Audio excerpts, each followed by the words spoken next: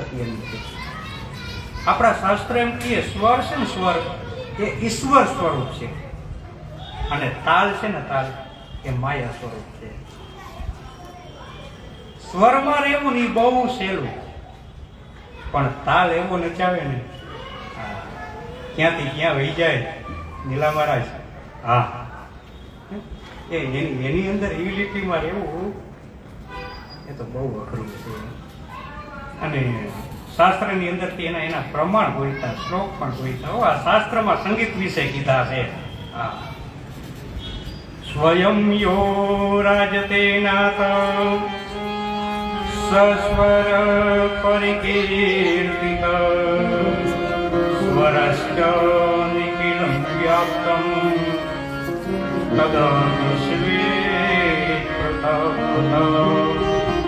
ઈશ્વરની જેમ આ સ્વર એ બધે સમાયેલો છે. હરિવ્યાપક સર્વત્ર સમાના, એમ આ સ્વર છે ને બધાની અંદર સમાયેલો છે. અને વ્યાપક ઈશ્વરને જેમ સગુણ રૂપે પ્રગટ કર્યા, સ્વર છે ને એને 7 સ્વરૂપે પ્રગટ કર્યા. આ 7 મુખ્ય સ્વર સા, રે, ગ, મ, પ, ધ અને ની. સા એનું ફૂલ ફોર્મ શું? હા, આપણા શાસ્ત્ર સહમત કે આ સાતીના આખા નામ શું? સળજ, સળજનો સા થયો, રિષભનો ર, ગંધારનો ગ, મધ્યમનો મ, પંચમનો પ, ધૈવતનો ધ અને નિષાદ એનો ની.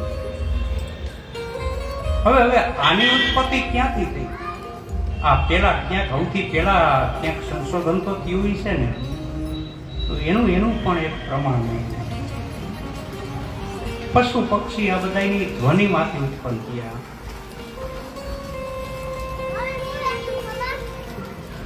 સળજમ વહેત મયુરી ऋषभं चातको वदे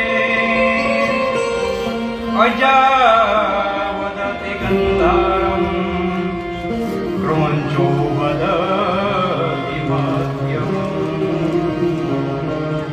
સર્જમ વદેત મયુરી. મોર નામનું પક્ષી બોલ્યું, એમાંથી સૌથી પહેલો સર્જ નામનો સુર મળ્યો.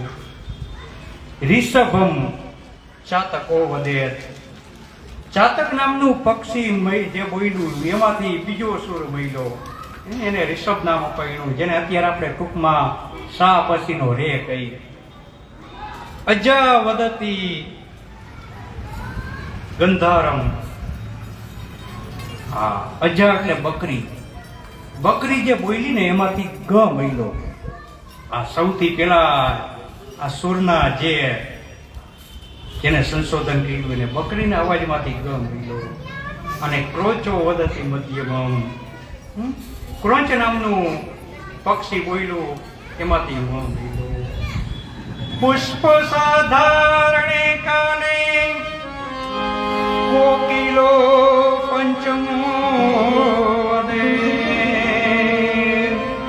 કોયલ હંમેશા પંચમ સુરમાં બોલે. ઈ કોયલ બોલી અને એમાંથી એને ઈ પંચમ ધરધુરો દૈવતમ ચૈવ નિષાદે ચ વદે. ટેકો જે બોલ્યો એમાંથી ધ અને હાથી બોલ્યો એમાંથી ની નામનો આવા 7 સુરો મળ્યા. એમાંથી 4 કોમળ ને એક તીવ્ર મધ્યમ. આમ તો કુલ 12 કીધેલા છે આપણા શાસ્ત્રોમાં. પછી તો આ મારા બધા ગુરુજનો સમાન છે. ઓછી કાલ સવારે કે અમારી મારી ક્ષતિ નહોતી ને. કુલ આ 12 સુર. મધ્યમ મંદ અને તાર, આ ત્રણ સપ્તક. એમાંય પછી અતિ મંદ, અતિ મધ્યમ, અતિ તાર, આ બધું અલગ પડે. અને આ 12 સ્વરમાંથી આખું સંગીત શાસ્ત્ર આખું તૈયાર થયું. રાગની પણ જાતિઓ બતાવી આપણા શાસ્ત્રમાં. આડપ, સારપ, સંપૂર્ણ જાતિ. ભાઈ મેઘ ને મલાર જેવા અલગ અલગ સમયે અલગ અલગ રાગ, કે રાતે આજ ગવાય, પ્રભાતિયામાં આજ ગવાય, રામગરીમાં આજ ગવાય. અને ઈ ગાય કેને પ્રાપ્ત કર્યા? શાસ્ત્ર કે મીરાબાઈએ કૃષ્ણને પ્રાપ્ત કર્યા. હરિદાસ મહાપ્રભુએ વાકી બિહારીને પ્રાપ્ત કરી લીધા આ ગાઈને. હરિવંશ મહાપ્રભુએ રાધારમણજીને પ્રાપ્ત કરી લીધા. અને આ સ્વર છે ને એકાદો પકડાઈ જાય તો એનાથી માણસને સમાધિ લાગી જાય.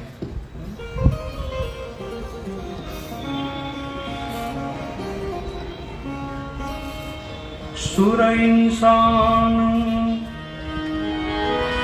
बना देता है, सुर शिव जी से मिला देता है.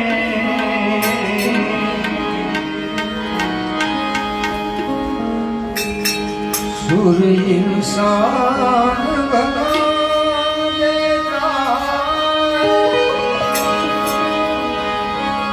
सुर शिवजी से मिला देता है.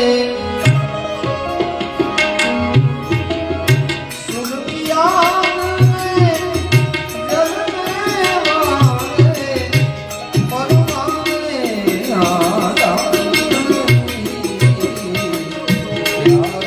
नहीं है. सुर से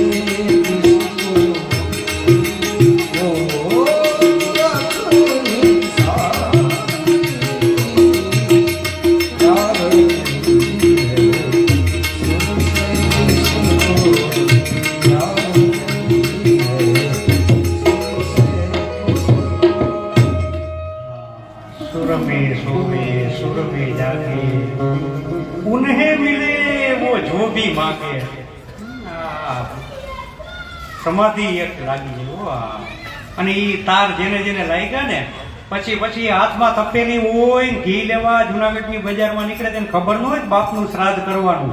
હા, એને ભાન જ ન હોય કે હું શું કરવા આવ્યો. હા, એકાદું ભજન સંભળાવો ને ઈ ભજનમાંથી ચાલુ થાય તો પછી એને ભાન ના રહીએ, દેહનું ભાની ભૂલી જાય. ભૂલે તો ઠીક, પણ ઓલા દ્વારકા વાળાને હળિયો હળટી કરવી પડે કે હાલો ભાઈ, એ પિતાના શ્રાદ્ધ કરવા